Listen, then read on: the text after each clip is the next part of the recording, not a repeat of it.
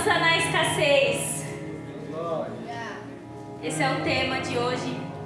Esperar as crianças subirem. Você que quer tomar uma água, pede uma água. Você que quer ir no banheiro, vai no banheiro. Aproveita esse tempinho.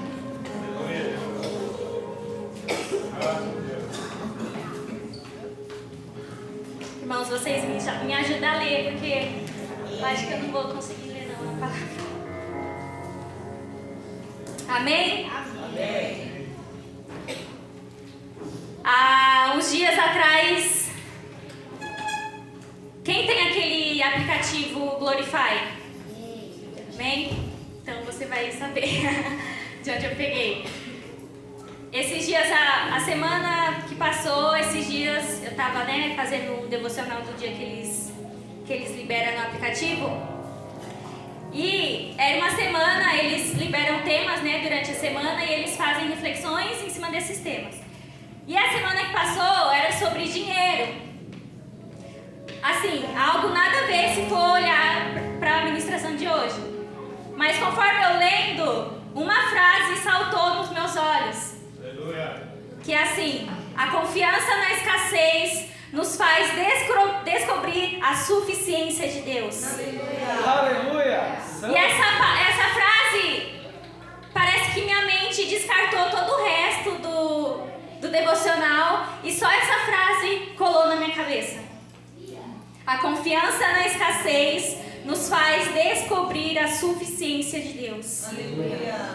Ou seja, a nossa fé na dificuldade, a nossa fé em Deus durante a dificuldade nos faz descobrir e experimentar que o Senhor, Ele é suficiente. Aleluia. De que o Senhor, Ele é o único capaz de nos satisfazer. Aleluia. E o Senhor, essa frase ficou como se minha mente ficasse declarando essa frase, e eu cheguei a comentar com algumas pessoas, com o Pedro. Eu falei, essa frase ela tá na minha cabeça e eu não sei o porquê. E muitas vezes nós nos esquecemos que o mesmo Deus que está conosco na abundância é o Deus que permanece conosco na escassez. Aleluia. O mesmo Deus que permanece conosco nos momentos alegres, felizes, é o Deus que permanece conosco na aflição. Aleluia. Nos mostrando que Ele é suficiente, que Ele é o único que pode nos satisfazer. É a dificuldade, irmãos, que nos revela aonde está a nossa confiança. É no momento de escassez que é revelado aonde nós estamos colocando a nossa confiança. Se é no Senhor ou se é na força dos nossos braços. Aleluia. E eu lembrei de uma passagem da Bíblia que fala em Marcos 4, 35 a 41. Eu não vou ler, mas eu vou fazer um resumão. É uma passagem onde fala que já é a noite e Jesus fala para os discípulos para eles ir para o outro lado do mar. E eles vão. E no meio do caminho surge uma grande tempestade. E onde Jesus estava quando surgiu essa tempestade? Jesus estava na popa do barco, descansando, dormindo. E os discípulos, que eram pescadores, tinham experiência com tempestades, amém? Eles tinham experiência com tempestades. Mas naquele momento que, eu acho do desespero que eles viram, água entrando dentro do barco, aquele vento forte, trazendo o barco de um lado para o outro, eles se desesperaram. E eles foram até onde Jesus estava. E falou: Mestre, vamos morrer? O Senhor não se importa? Jesus despertou, repreendeu o vento e disse ao mar: silêncio, aquiete-se. E de repente o vento cessou. Aleluia. E houve grande calmaria. Então Jesus lhes perguntou: por que estão com medo? Ainda não têm fé? E colocando com as minhas palavras essa pergunta de Jesus aos discípulos: por que vocês estão com medo? Vocês não confiam em mim? Por que vocês estão temendo as ondas fortes do mar? Se eu estou no barco com vocês. Santo Deus. Nessa noite eu não sei quais são os ventos fortes que têm assolado a sua vida. Não sei quais são as tempestades que têm se agitado contra o teu barco. Mas uma coisa eu quero te falar: Jesus está no teu barco. Jesus, ele pode estar na popa, descansando, mas ele continua no barco, acalmando a tempestade, acalmando os ventos fortes. Então, mais uma vez, os ventos fortes revelam o nível de confiança que nós temos.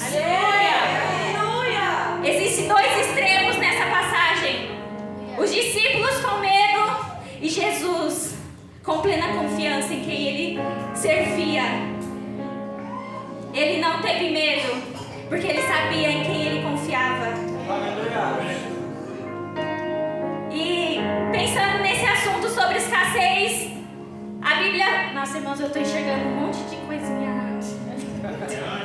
Não tem nem como eu concentrar no rosto de ninguém que eu estou nem enxergando. Mas, estudando a Bíblia, existem muitos homens e mulheres que a Bíblia relata que passaram por momentos de escassez.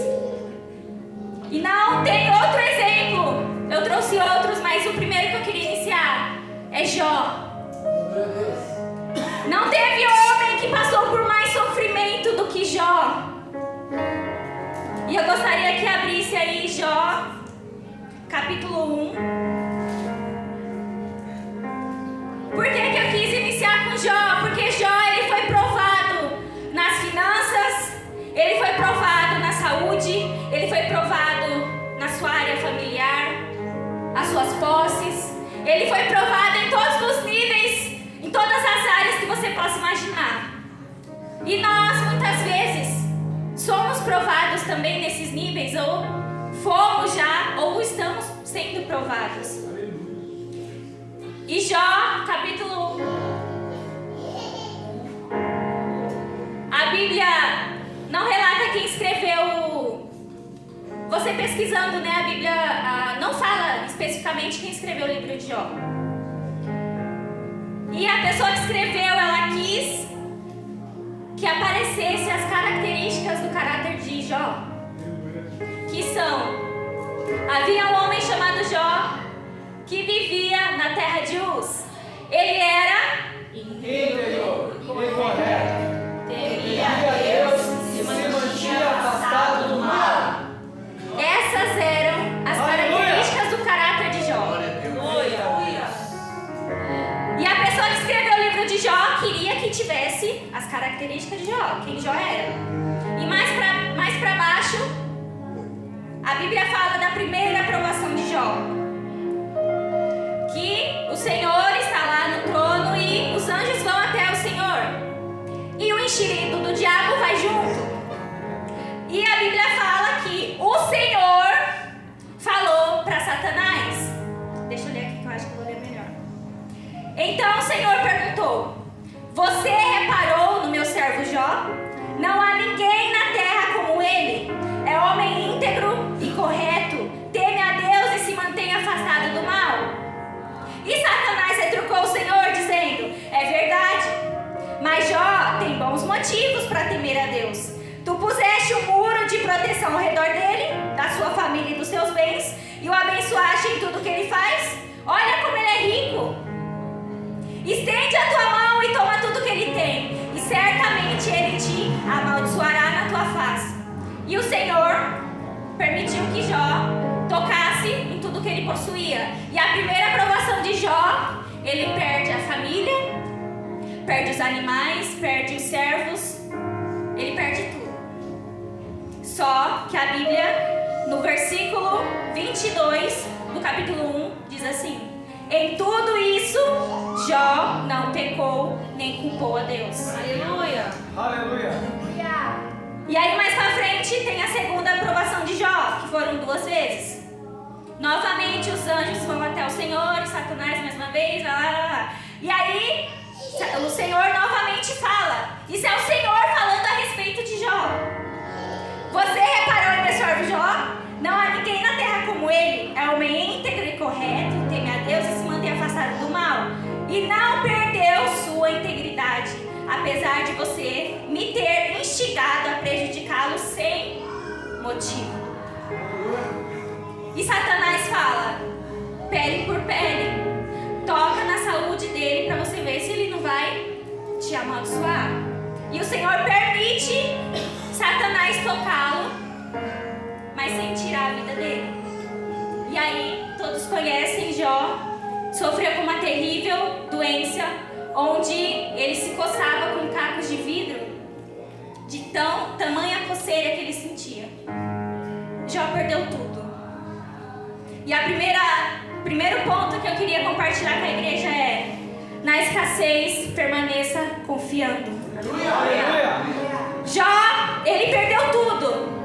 Ele era um homem rico, mas perdeu as suas posses. Era um homem que tinha um ótimo relacionamento com os seus filhos, mas perdeu todos os seus filhos. Perdeu todos os seus servos, perdeu todos os seus animais, perdeu a sua casa, a casa dos seus filhos. Ele perdeu tudo. A sua saúde, ele perdeu tudo. Mas, contudo, a Bíblia fala, em tudo isso Jó não pecou, nem culpou a Deus. Jó permaneceu confiando. E naquela época as pessoas acreditavam que quando uma pessoa estava passando por tamanha desgraça, né, uma aflição, sofrimento, era porque essa pessoa tinha pecado contra Deus.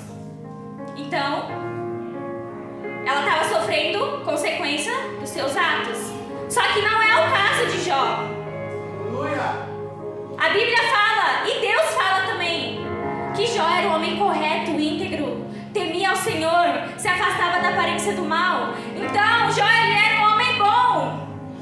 Então, ele não se encaixava com que as pessoas, ele mesmo, e com que as pessoas acreditavam que ele estava passando por isso por causa do seu pecado. E ainda que Jó não tivesse respostas, porque em todo o livro, se você vê, ele não entendia, tem partes do livro que ele fala, eu sou inocente. Eu sou inocente, eu sei que eu não pequei contra ninguém, eu não fiz mal contra ninguém. E ainda que ele não tivesse respostas para tamanho sofrimento, ele permaneceu confiando. E os que permanecem confiando na escassez serão recompensados. Aonde está isso? Tiago 5, versículo 11. Essa minha versão é um pouco diferente, acho que não vai ter aí. Mas diz assim: consideramos felizes aqueles que permanecem firmes em meio à aflição. Vocês, por certo, já ouviram falar da paciência de Jó e sabem que Deus o recompensou no final. A gente sabe o que aconteceu no final da história de Jó. Deus restituiu 4 vezes mais do que ele já tinha. Lembre-se, Deus se importa conosco em tudo, até mesmo nos detalhes. É isso que está escrito em Tiago. Nós somos recompensados se nós permanecemos firmes na escassez, permanecemos firmes confiando. Aleluia. O nosso Deus é um Deus de detalhes. É um Deus que se importa com a nossa vida, com aquilo que nós sentimos. E até os nossos sofrimentos, as nossas aflições, as nossas dificuldades, o Senhor não desperdiça. Não é desperdiçado o nosso sofrimento. O Senhor usa para nos fazer, para nos forjar um caráter aprovado. Ele usa o sofrimento, as aflições que nós passamos, para que nós venhamos alcançar maturidade. Então até os nossos sofrimentos não são desperdiçados com o Senhor. Que nós venhamos permanecer com uma fé com raízes profundas no Senhor. Porque no meio das dificuldades, uma fé que é superficial, ela é destruída. Então nessa noite, eu profetizo sobre nós uma fé com raízes profundas no Senhor. Que haverá sim tristeza, sofrimento, aflição, mas nossa fé estará com raízes profundas e nós não seremos destruídos nem abalados.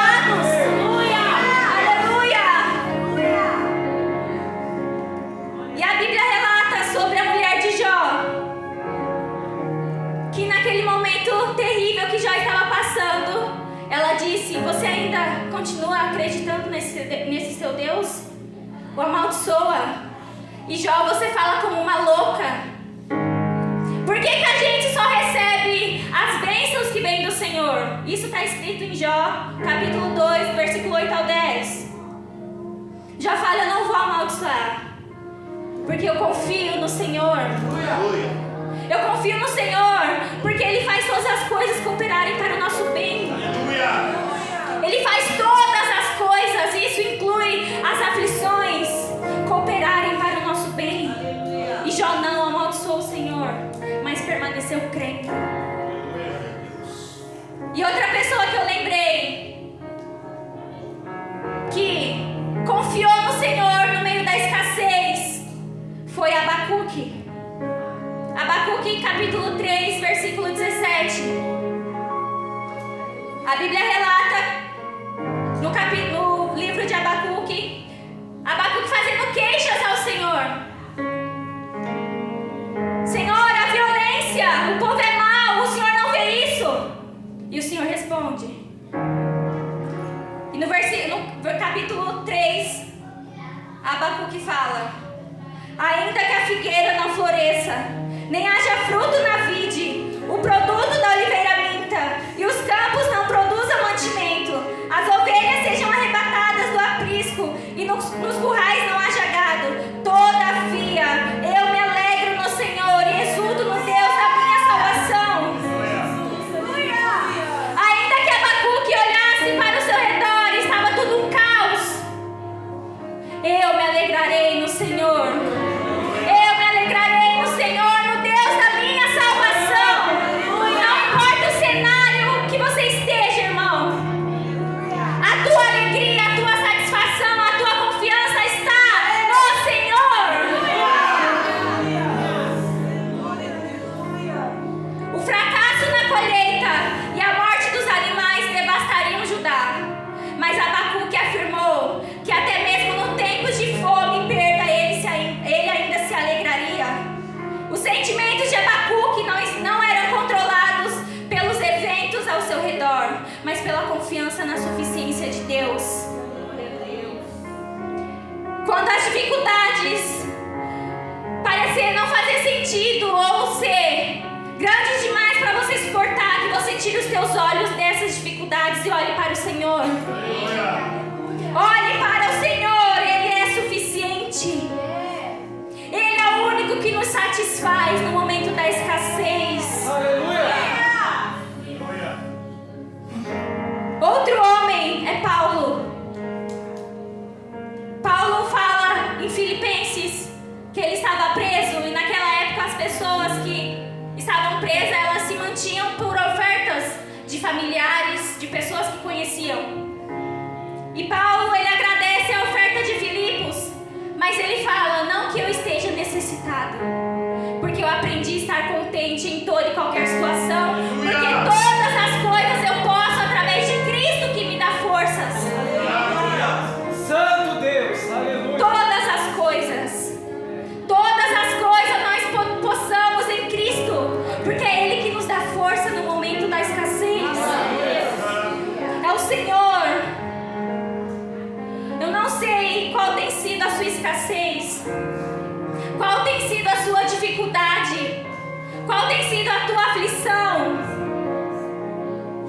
mas o Senhor é aquele que permanece conosco. Ele é o Deus conosco, o Deus de perto, o Deus que permanece ao nosso lado, mesmo nos momentos mais difíceis que nós passamos. O Senhor hoje me fez lembrar do momento em que, em toda a minha vida, foi o momento de mais escassez que eu passei, que foi a perda da minha mãe.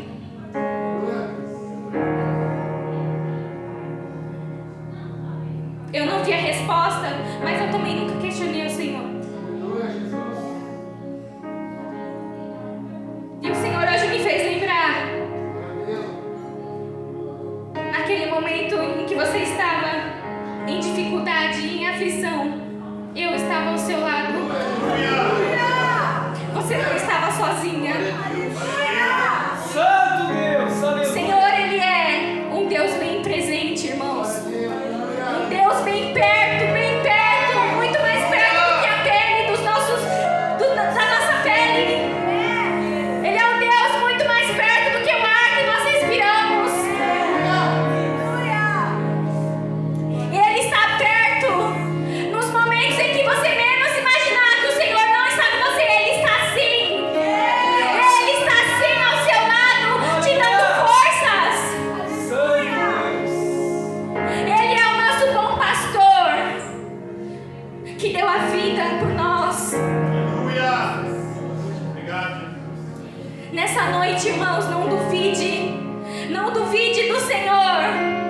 Apenas confie. Confie, ainda que você não veja nada, ainda que você olhe ao seu redor e não veja nada. Confie que Ele está ao seu lado. Confie que Ele está agindo em teu favor. Não duvide. Na escassez, não duvide, mas confie. Confie que Ele é o Deus conosco. Santo Deus. Eu gostaria que você ficasse de pé em nome de Jesus.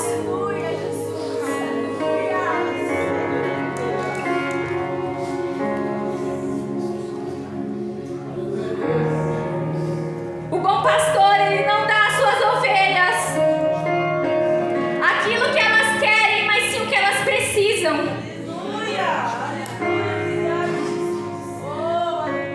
Nós, como ovelhas do Senhor, Ele nos concederá essa noite aquilo que nós precisamos para passar sobre os ventos fortes, sem sermos abalados. Confie, confie. Como que Kelvin disse, nós não confiamos em carro nem em cavalos. A nossa confiança está no Senhor. A sua confiança, irmãos, não pode estar na força dos teus braços, nem no seu trabalho. A sua confiança deve estar no Senhor.